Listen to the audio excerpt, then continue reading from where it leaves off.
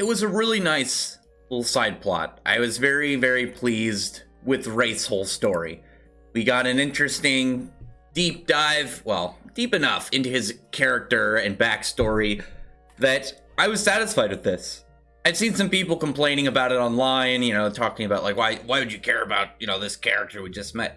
I mean, it's not supposed to get you like deep invested into the character. These are the beings, the Dragon Eaters, who their entire job is, jump into the fray and cause some havoc between main characters and what's going on with the Dragon Gods. I didn't expect Wraith to be some long, intricate, ties into everything backstory. I actually really liked the fact that one of my theories was kind of true. I was like, I hope he switches sides and ends up becoming a member of Fairy Tail after this. But it actually was like oddly time reversed, where he was a member of Fairy Tail and now he's here. I would be intrigued to know how the Dragon Eaters and Diablos ended up coming across him. But this character gave a good look at back when Makarov was a member of the guild. And honestly, like my theory of, member of the guild outside of the guildmaster, when he was just a normal member. But my whole theory that Wraith was going to end up being some, like, forgotten son of Ivan, gone, obviously. But I was looking at it purely from the standpoint of blood and, like, some certain traits that could tie into, the story. But this went very well with a lot of the themes of Fairy Tail that we've seen before. The fact that you can be a strong bonded family without any characters end up, being related by blood, such as Urza not seeing Irene at all as her mother, seeing Makarov as the only true parental figure that he had. And that was just a nice kind of follow-up thing. It's similar to like when we got information from Ignia about the dragons. The male dragons don't end up staying with their mate. They pretty much breed and go away. So when you look back at the whole statement from Ignil to Natsu that he gave him, the power to love another person, it not only was like touching the fact that, it's like you taught me this emotional attachment towards somebody, somebody that I could call family, but literally it ended up going against the structure that dragons were, the way that they ended up kind of, having their design of who they are and how their people act. And Natsu and Ignil's relationship ended up, pulling him away from that. And, we saw that with some other dragons. You can compare them, but, like with, Metallicana and Gotcha, or any of the male dragons. So Wendy's is the only one with Grandine that's like, that doesn't really apply to, because obviously if the male dragon is gone, and the female dragons could be the one doing all the raising until at whatever point they, ditch. But from this, we saw back when Makarov was pretty young, back when actually Hades, Preach Galebulk was the guild master, and you saw other people. You saw Yajima before he joined the Magic Council. You saw, you saw Goldmine. You saw Rob, which it was weird that Rob's whole like text box was just his name, because if you don't remember him, he's the person that was enslaved in the Tower of Heaven with Urza and the gang back before Jalal ended up taking over as awakened her magic and all those events happened, which again was very nice because this guy was a member not only of the guild when Makarov was like in his youth, but he ends up being a pivotal point in Urza's story. And it was always weird to me that we never really knew too much about him. We never really saw a whole lot about his character. Decent amounts like Goldmine and Bob are around. They run Quattro Cerberus and Blue Pegasus. It always amazes me when you have when you think of the concept and you have all the things that Fairy Tail has done for the world as a whole. And obviously getting in stuff with Tartarus. That was more of the continent, but you can kind of see E&D, coming back where it's been a threat to the world. But Tartarus, any interactions with Grimoire Heart, really, the possibilities of that Nirvana had. Though Blue Pegasus was involved, but I wouldn't put their contribution even close to what Fairy Tail put in. And then obviously the war with Alvarez. So, and then you look at Goldmine, and Bob, and it's you guys bopped out of the most in events guild of all time in this series, and you guys are running tiny guilds who only have a couple good members. I mean, It's just kind of like a weird thing to think about. It's kind of like how all of the founding members of Fairy Tail, aside from Mavis, were in Sylph Labyrinth.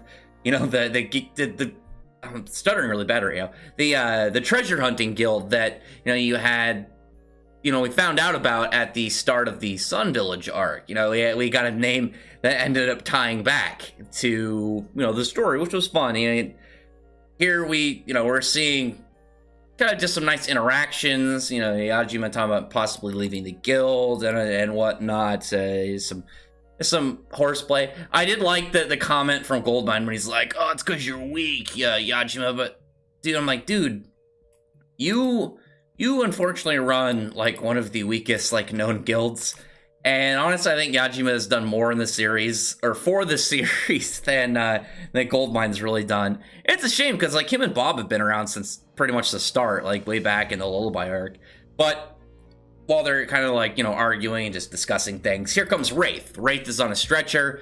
You know, he was actually a member of the Fairy Tail Guild at one point in time, and we see a little bit of his whole complex about being remembered. It was, you know, seemingly that he didn't really know anyone. He didn't really have anyone close in the guild. But even so, Makarov was, you know, he was beside himself to see a member of the guild dying before him. He was just trying to figure out, like, oh, you know, you can save him. You can do whatever you can. You know, poor Yuzukai, her name's so hard to pronounce, you know, is there as the medical, like, advisor for the guild. You know, their whole medical consult. She knows that things are a little too far gone. Even Wraith knows that things are pretty far gone. But regardless of the fact that it seems all is lost for this guy, and the fact that they don't really know him, and here's Makarov still like just pissed that they can't do anything about it. They're gonna lose a member of their guild, you know, even within their guild hall. I'm kind of hoping that Wraith is I'm kind of hoping that he ends up not being fully passed on, maybe joins the crew or joins the cast, or maybe reincarnates, ends up joining up with the with maybe a future generation. I think that'd be pretty neat to have, or maybe we'll see some about him next time not to visit his beta heaven. But that whole memory brought back from Wraith as he's, you know, realizing his memories, and the fact that he didn't have his memories, that's just something that's pretty standard when characters die, you know, and you're a ghost, everything's kind of hazy. The whole mini plot point was nice. I like that it ended up giving insight to get into a younger Makarov, but it just gave a little bit of extra exposure to their lore. But also at the same time, like, when was the last time we really got to see a Makarov chapter? Like back when he, you know, died when he cast Fairy Law against the members of Alvarez. I mean, really, that was the last time he really got a him-centered chapter. And though it's more of, I would say it's a Wraith-centered chapter, but at the same time, it's still, you know, Makarov, he's a key focal point in all this. And the fact that he remembered Wraith, even to this point, was really nice. I really appreciated that aspect, and the fact that he was, you know, gave Wraith those last words before passing on, that really just made the chapter for me. We got a whole lot of just really nice layout for, you know, previous events, and I'm hoping we get more. I'd like to see some more, like, younger members of that crew, like back when Breach was the guildmaster, especially. I still am really crossing my fingers for the possibility one day of getting a spin-off. Maybe see, like, his journey of him going from Fairy Tail Guildmaster, eventually that point of Guildmaster of Grimoire Heart, you know, creator of, at that time, the strongest Dark Guild to exist in the series, become as Franmoth said, the closest a human could be to a demon without actually becoming a demon. But it all in all was just a nice, touching chapter. I thought that was really, really touching, really calling back to some of Fairy Tail's core messages, you know, about camaraderie, bonds between people, and the whole idea that you don't have to be blood in order to consider somebody family. And when the whole thing about the synchro rate, you know, existed, and it's like, well, one of the things they have to be family, it was, you know, a lot of people think just related to blood. I was one of those people. I didn't think, oh, well, what is it? Does it count for people that really are family to you, but maybe not are genetically related. And that's what it really ended up being. And it just gave that same tone that the series, in my opinion, I think does really well, is they have that bond between characters. When you end up seeing interactions between them, you can really feel like the very rowdy family sensation that, the Fairy Tale Guild is known for. And it wasn't just calling into that aspect, but it really just showed like the deeper emotional sides of some of the characters involved. And even ones that were minuscule and in the large scheme of things, kind of forgotten about in a lot of ways. Obviously Bob and Goldmine, honestly being the most unfortunate of that factor, given the fact that they've done practically nothing other than give Ichi and Bacchus to the series for being in their guild. But it really just, in my opinion, helped aid the feeling of that 100 Years quest. Not only is consistent with a lot of the things that it does, a lot of the storytelling, but it does really well at capturing a lot of the early Fairy Tale vibes with, still keeping up with the modern story. This big worlds at risk kind of scenario where you have, the dragon gods, any of them deciding to rampage could spell pretty much the end of all life on the planet. The White Witch going about her business to try and take care of the dragon gods. What's her end game? Does she have some big scheme going on? Same thing with the Dragon Eaters. We've got a lot tying into events of the series, and you're still getting that progression, that higher elevation of events happening, but you're still getting that callback, that tone to what really drew a lot of people to the series in the first place. And that made me really happy. And I don't think a lot of people are thinking about that aspect about this chapter. I think a lot of people are just looking at it as this character that we got only, 6 chapters ago, and we just found out information about it, his whole family member plot line and person who killed him plot line. And they're looking at it more like that and weighing in these events of having this small, extra, tiny, singular character plot line introduced in the middle of another entire thing. Everything's going with Alderaan, and then, the White Witch shows up, the Dragon Eaters show up, Diablos is in there, and for some reason, a lot of people were expecting this, long, grand tale of Wraith being a detective, finding out members of his family, finding out who killed him, instead of looking at what we got and really seeing it was really nice to really nod at older events in the series, especially giving a character that's long since lost his presence in the series a moment. And I thought that was fantastic about it. Even when you look at this chapter, and you just want to talk about Makarov and his, again, presence in the series. Makarov is old. He not only is old, he's got heart problems. He can barely walk because of, the amount of damage that happened while he was actually dead. And even in terms of magic, because when you think about his age and his physical state, his magic is still just completely dwarfed by a lot of characters now. Practically every important character, any character that sits in a position of value right now in terms of level in the plot, maybe not a character it's I'm important for knowing this thing, but it's you're important because you're an antagonist, you're one of the protagonists, you're a strong character that's involved in, you're gonna get in a battle of some kind. Makarov can't really fit that anymore because he lost that high level of strength position, even in the overall universe, as soon as the Alvarez arc started. He could still probably, if you went back to Tartaros and you put him against one of the 9 demon gates, he could have, stood up, beat, I would imagine most of them. I don't think, someone probably Kyoka and Silver were probably above him, Margir definitely for sure. But at the start of the Tartarus arc, even before that, once we saw, what Natsu's capable of against Blue Note and Ikusatsu Nagi, it really just became, Makarov lost his big power thing, and all he's really got left is, this old funny guy who somehow just escapes death all the time. But here, he gained relevancy back in, thanks to the introduction of Wraith. We got this cool new character, this nice, this really nice design, a fun thing with, Ghost Dragon.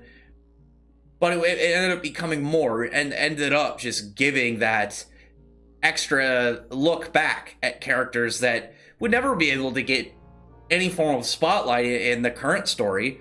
And even like coming after that, like how low would you have to shoot in terms of like what's going on for someone like Goldmine or Bob to really have any form of presence in the series? Like all you can really get is if they go visit Quattro Cerberus or Blue Pegasus, and you have like a funny chapter where the characters are, you know, maybe they're being kind of goofy, and you know, maybe you finally see what exactly their magics are and what they're capable of. But I mean, they were nothing like comparable to even Makarov back at the start of the series, and I don't expect either of them to really get powerful now.